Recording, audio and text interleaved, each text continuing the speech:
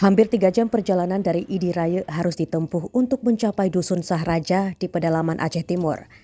Jalan rusak dan berlumpur menjadi pengingat. Banjir bandang yang melanda 7 bulan lalu masih menyisakan luka.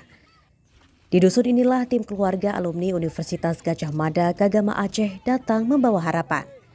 Bersama warga membangun 3 ruang kelas darurat, membagikan perlengkapan sekolah, serta memberikan dukungan psikososial bagi puluhan siswa yang selama 7 bulan terpaksa belajar di tenda darurat.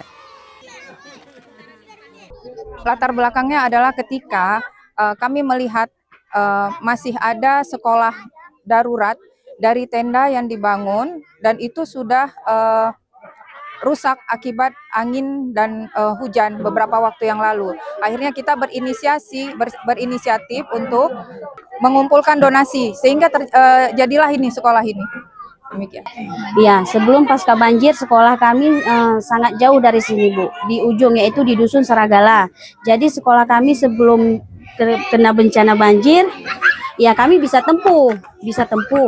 Jadi untuk setelah banjir ini kami susah untuk menempuh. Jadi alhamdulillah untuk saat ini telah dibangunlah sekolah sementara ini, yaitu di Dusun Sahraja dibangun. Jadi kami sudah mudah menjangkaunya, tidak seperti yang dulu lagi.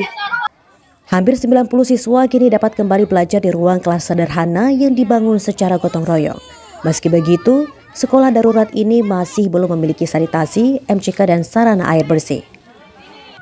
Bagi warga Sahraja, bantuan ini menjadi langkah awal memulihkan pendidikan pasca bencana. Kini, mereka berharap pemerintah segera merealisasikan pembangunan sekolah permanen. Ini cita-citanya jadi apa nih? Tentara. Aku polisi. Polisi. Aku pilot. Wow.